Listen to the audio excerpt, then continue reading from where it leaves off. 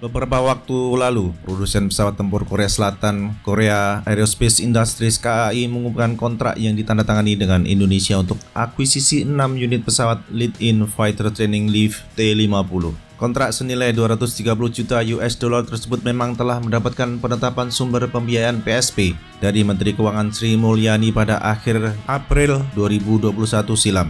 Kontrak T-50 juga tercatat sebagai kegiatan pertama dari 31 kegiatan dalam PSP yang ditandatangani tahun ini sebab kontrak Rafale, Frame, dan Mistral belum tercantum dalam Blue Book Kementerian Perencanaan Pembangunan Nasional atau Bappenas.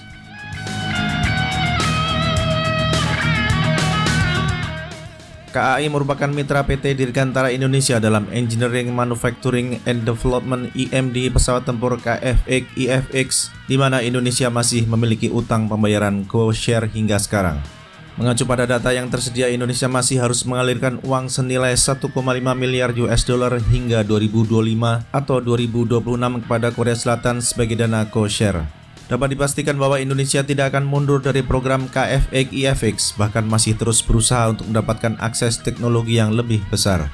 Dikaitkan dengan pembelian 6 unit T-50 yang akan mengenapkan jumlah T-50 TNI Angkatan Udara menjadi 20 buah, salah satu pertanyaan kritis yang muncul adalah paket offset apa yang akan didapat oleh Indonesia.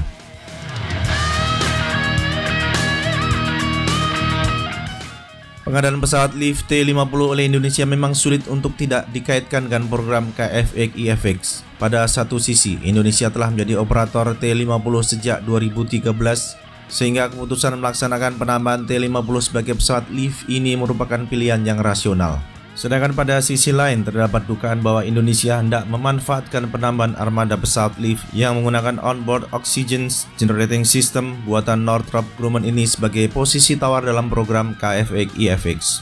Dugaan demikian adalah suatu hal yang masuk akal karena Jakarta tidak sepenuhnya puas dalam kerjasama EMD KF-IFX dengan Seoul.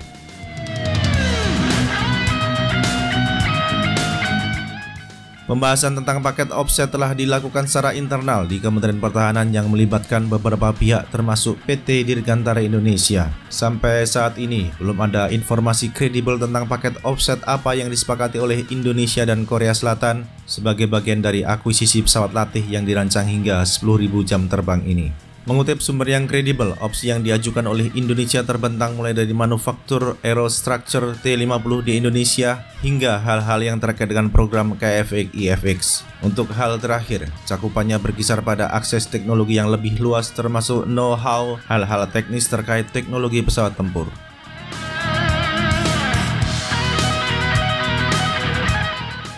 Namun mengingat bahwa pembelian pesawat Lift yang mengadopsi sistem Identification of Friend or Foe IFF APX 118 buatan biaya sistem ini dalam kuantitas yang kecil boleh jadi nilai offset yang akan diterima pun akan kecil.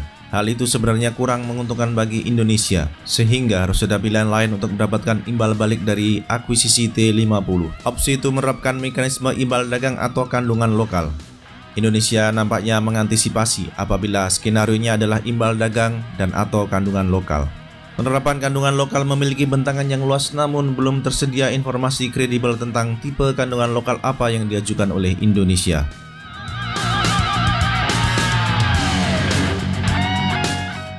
Sedangkan untuk imbal dagang, penawaran CN-235220 MPA kepada Korean Coast Guard merupakan salah satu opsi yang tersedia bagi Indonesia.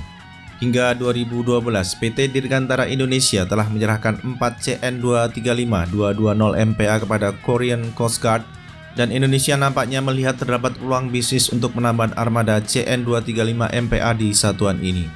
Operator CN-235 di Korea Selatan lainnya adalah Republic of Korea Air Force yang mengoperasikan 20 CN-235M dengan 8 unit diantaranya CN-235-220M produksi PT Dirgantara Indonesia.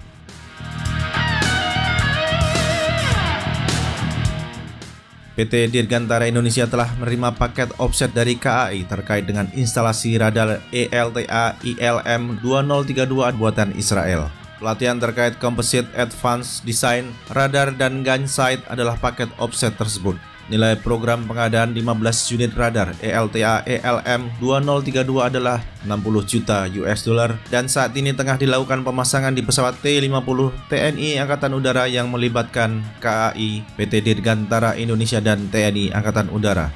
Sehingga Indonesia sebenarnya tidak asing dengan paket offset lift yang pengembangannya dibantu oleh Lockheed Martin ini.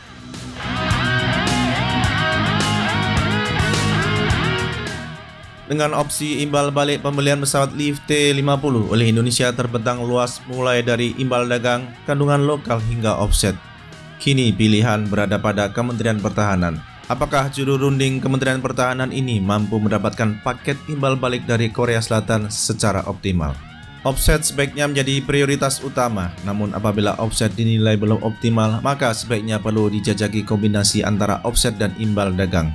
Kombinasi nilai offset dan imbal dagang pasti akan lebih besar daripada nilai kandungan lokal. Karena selain akan memberikan peningkatan know-how, juga akan memberikan nafas baru lini produksi CN235 di Bandung yang berkontribusi pula terhadap pendapatan negara.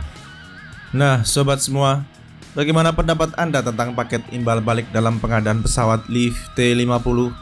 Berikan pendapat Anda di kolom komentar.